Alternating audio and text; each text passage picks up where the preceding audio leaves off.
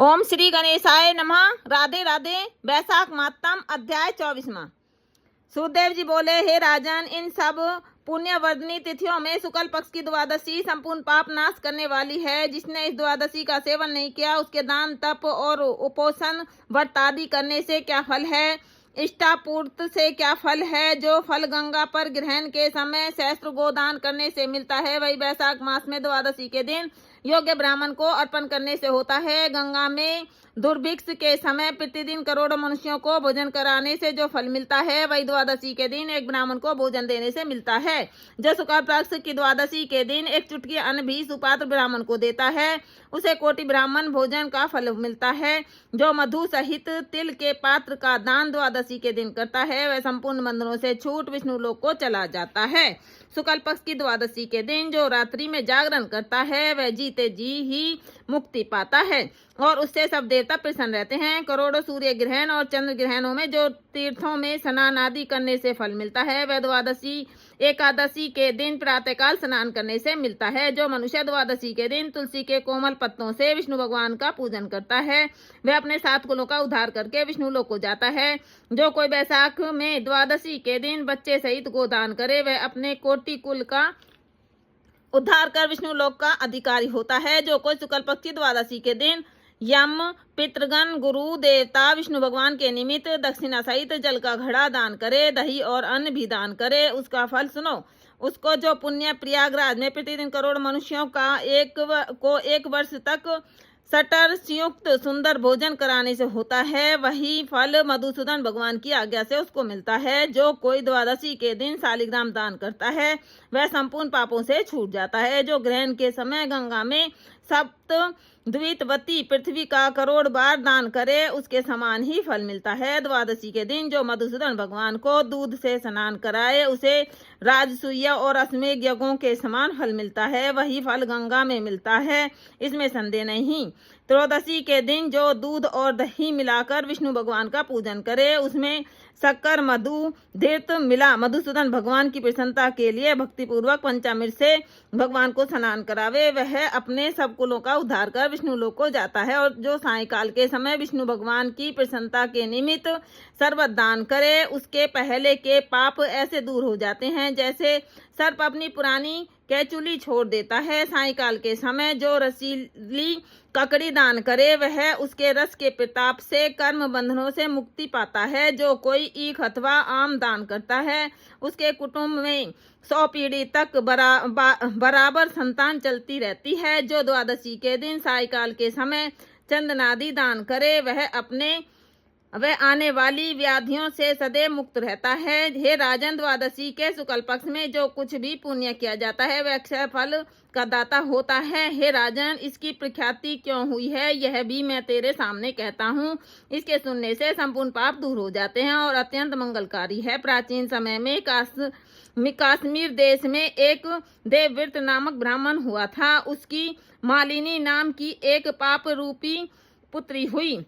वह कन्या सत्यशील नाम के एक बड़े विद्वान ब्राह्मण से ब्याही गई। उससे विवाह करके वह अपने यमन नाम देश को चला गया। वह रूप यौवन संयुक्ता कभी भी पति की प्रिय न हुई और वह निठुर उससे सदा द्वेष रखे, उसके अतिरिक्त किसी से भी कुछ द्वेष न रखे। वो अपने पति पर क्रोध कर वशीकरण करने की इच्छा से उसने अन्य स्त्रियों से पूछा, जिनको पहले उनके पतियों ने त्याग दिया था। तब वे बोली, तेरा पति वशीभूत हो जाएगा, हमें अच्छी तरह विश्वास है। हमने तो वशीकरण की औषधि से अपने पति को वश में कर लिया। तू योगियों के पास जा, वह सुंदर औषधि दे देंगी। तू सोच विचार मत कर, तेरा पति तेरे दास के समान हो जाएगा। तब हे राजन, वह उनके कथानुसार योगिनी के मंदिर में जा योगिनी को अत्यंत प्रसन्न करने लगी तथा वह दुराचारणी बहुत शीघ्र ही उस कुटी में पहुंची जहां 100 स्तंभ बने हुए थे। वह कुटी बहुत लंबी चौड़ी कांतिमान थी। उसके चारों ओर झालादार कपड़ा लगा था, जिसमें गोटा किनारी लगा हुआ था। बड़ी बड़ी दीवारों में चारों ओर सफेदी हो रही थी, दीपक जगमगा रहे थे। ऐसे शोभायमान स्थान में विराजित सेवा करने को आने वालों को देख रही थी।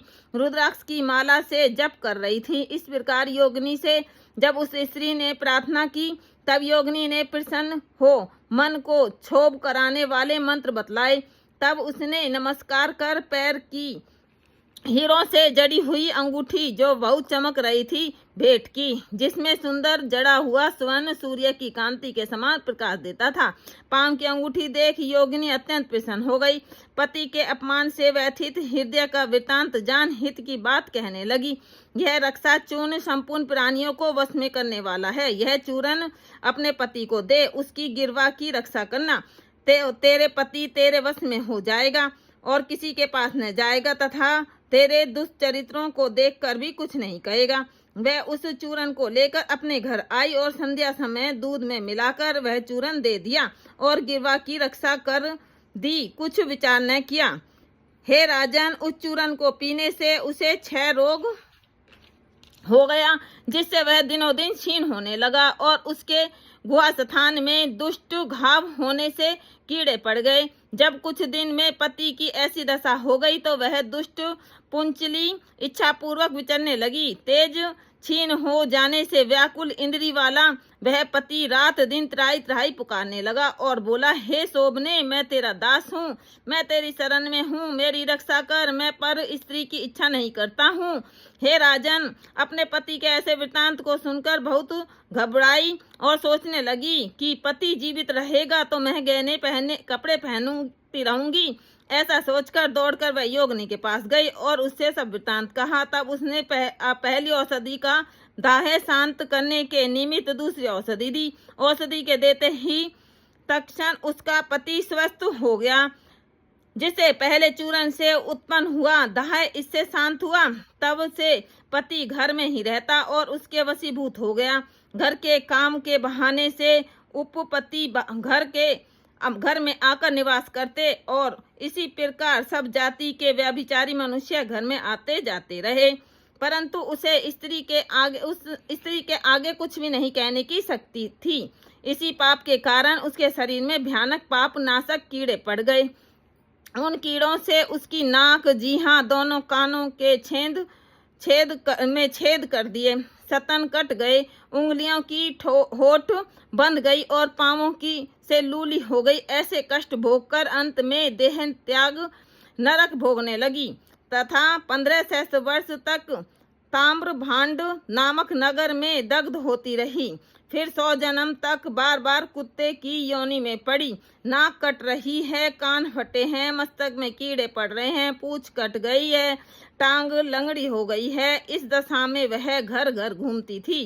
पीछे 100 वीर देश में पदम बंधु नामक ब्राह्मण की दासी के घर कुतिया बनी और अत्यंत दुख से व्याकुल, कान टूटे, नाक फटी कटी और पूंछ छिन्न भिन्न, मस्तक में कीड़े भरे रहते तथा योनि में भी कीड़े पड़े रहते। इस प्रकार उस जन्म में भी अनेक क्लेशों को सहन करती थी। देवयोग से जब कर्म फल पूरा हो गया तो बैसाख में मेष की संक्रांति में शुक्ल पक्ष की द्वादशी के दिन पदम बंधु का पुत्र नदी में स्नान कर पवित्र हो गीले वस्त्रों से घर आया। वहां तुलसी स्तंभ के पास उसने अपने चरण धोए। उसी स्तंभ के नीचे वह कुतिया सो रही थी। अतः सूर्य उदय से पहले वह कुतिया उस चरणों के धोए जल में लेट गई, जिससे उसके सब अशुभ कर्म तत्काल नष्ट हो गए और पूर्व जन्म की याद हो आई। अपने पूर्व जन्म के किए कर्मों को सोचकर ताप से व्याकुल होकर बेचारी करुण स्वर से त्राहि करने लगी और भय से व्याकुल हो उस मुनि से अपने कर्मों का वर्णन करने लगी कि मैंने अपने पति को विष दिया, फिर अनेक प्रकार के दुष्चरित किए। हे ब्राह्मण, जो कोई धर्महीना दुराचारणी स्त्री अपने पति को वश में करती है वह मेरी ही भांति ताम्रभांड नामक नरक में डालकर तपाई जाती है। पति ही नाथ है, पति ही स्वामी है, पति ही देवता है। उसके संग अनर्थ करके स्त्री सुख कैसे पा सकती है? जो कोई अपने पति को दुख देती है वह 100 जन्म पर्यंत कुत्ते की योनि पावे और शरीर में असंख्य कीड़े पड़ जाते हैं। अतः हे ब्राह्मण, स्त्री को उचित है कि वह सदा अपने पति की आज्ञा माने। मैं तुम्हारे सन्मुख खड़ी हूँ, यदि तुम आज मेरा उद्धार कर दो तो फिर मुझे नीच योनि नहीं मिलेगी। हे ब्राह्मण, मैं बड़ी दुष्टा दुराचारणी और खोटी हूँ। अपना सुकृत तो मुझे देकर मेरा उद्धार करो। वैशाख शुक्ल पक्ष में पुण्यों को बढ़ाने वाली द्वादशी के दिन स्नान दान आदि अन्न भोजन आदि जो सुकृत आपने किया है वह मुझे दे दो। हे ब्राह्मण, इस सुकृत के प्रभाव से मेरी मुक्ति हो जाएगी। हे ब्राह्मण, द्वादशी के दिन जो मनुष्य घर में स्नान कर ले तो उसे संपूर्ण तीर्थों का फल मिल जाता है, इसमें संदेह नहीं। द्वादशी के दिन जो तप दान यज्ञ होम वेदादि पूजन किया जाए उसका अक्षय फल मिलता है। ऐसा फल तुम मुझे दे दो। जो लोग द्वादशी के दिन उपवास करते हैं और त्रयोदशी के दिन पारण करते हैं उसी फल से अवश्य ही उसे मोक्ष मिलती है। हे महाभाग, हे दीन वत्सल, मैं दीन हूँ, मेरे ऊपर दया करो। जनार्दन भगवान दीनानाथ जगतपति हैं और तुम्हारे भी नाथ हैं। ऐसे भगवान के जन भी वैसे ही होते हैं, क्योंकि जैसा राजा वैसी प्रजा होती है। हे यमलोक के मार्ग में को नाश करने वाले, मैं अत्यंत दुखी हूँ, मेरी रक्षा करो। हे दीन वत्सल, मैं तुम्हारे द्वार पर रहने वाली दीन कुतिया हूँ। यह तिथि शस्त्र ब्रह्म हत्या गो हत्या करोड़ों अगम्यागमन से उत्पन्न हुए दोषों को नष्ट कर देती है। हे मामुने, इस तिथि में आपने जो महापुण्य किया है वह मुझे देकर मेरा उद्धार करो। मैं बड़ी दीन हूँ, व्याकुल हूँ, मेरी रक्षा करो। और अंत में हे द्विजवर, मैं तुमको नमस्कार करती हूँ। ऐसे वचन सुन वह मुनि पुत्र कुतिया से बोले, हे कुतिया, अपने किए हुए कर्मों से सुख दुख रूपी फलों को प्राणी भोगता है।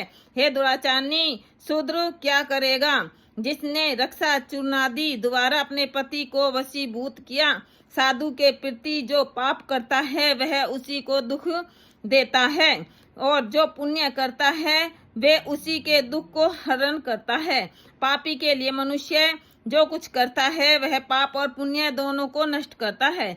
जैसे मिश्रित मिला दूध सर्प को पिलाने से केवल विष ही बढ़ता है, ऐसे ही पाप कर्म है। जब मुनि पुत्र ने ऐसा कहा तब कुतिया अत्यंत दुख पा ऊंचा मुख करके चित्कार करने लगी और उसके पिता से कहने लगी, हे पद बंधो, तुम्हारे द्वार पर पड़ी हूँ, मैं कुतिया हूँ, अतः मेरी रक्षा करो। मैं तुम्हारी उच्छिष्ट रोटी नित्य खाती हूँ, मेरी रक्षा करो, क्योंकि गृहस्थी महात्माओं के घर पर जो पड़े हैं उनका उद्धार करना आवश्यक कर्तव्य है।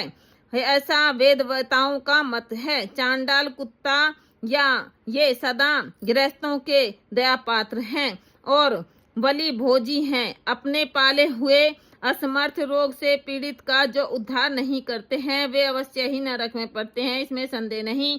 यह वेद वेदाओं का मत है। सब संसार का कर्ता एक ही परमात्मा है। वह सबको रच कर स्वयं सब जीवों को दारादि रूप से पालन करता है। अतएव अपने पाले हुए की रक्षा करना भगवान की आज्ञा है। उस पोष्य रक्षा रूप भगवान की आज्ञा को उल्लंघन कर जो अज्ञानी बने हैं वह भगवत कोप से अपने सर्व सब को नष्ट कर अंत में नरकगामी होते हैं। यह कर्म कर्तव्य है और तुम दयालु हो, अतएव मुझ दुर्बुद्धि का उद्धार करो। घर के भीतर दुख से आर्त कुतिया के ऐसे वाक्य सुन पद बंधु शीघ्र ही घर से बाहर आए और कुतिया से पूछने लगे, क्या बात है। तब पुत्र ने सब कथा वर्णन की तो अपने पुत्र के वचन सुन विस्मित हो कहने लगे, मेरा पुत्र होकर तूने यह क्या कहा। हे पुत्र, साधुओं को ऐसा वाक्य कहना उचित है। अपनी ही आत्मा का सुख देने वाले पापी औरों को से तिरस्कृत किए जाते हैं। हे पुत्र, देखो संपूर्ण प्राणी परोपकार के ही लिए हैं। चंद्रमा सूर्य पवन पृथ्वी अग्नि जल चंदन वृक्ष महात्मा लोग सभी परोपकार में स्थित हैं। हे पुत्र, दधीचि ने देवताओं के उपकार के लिए दैत्यों को महाबली जान अपनी हड्डी निकाल के दे दी। राजा शिवी ने कबूतर के बदले अपना मांस काट कर दे दिया। जब भूखे सयन ने कबूतर के ऊपर छलांग मारी थी, जीमूत वाहन नाम का एक राजा पृथ्वी मंडप पर हुआ था, उसने भी महात्मा गरुड़ के लिए अपना जीवन दिया। अतः विद्वान ब्राह्मण को तो सदा ही दया करनी चाहिए। मेघ शुद्ध स्थान पर बरसता है तो क्या अशुद्ध स्थान पर नहीं बरसता है। क्या चंद्रमा चांडाल के घर प्रकाश नहीं करता है।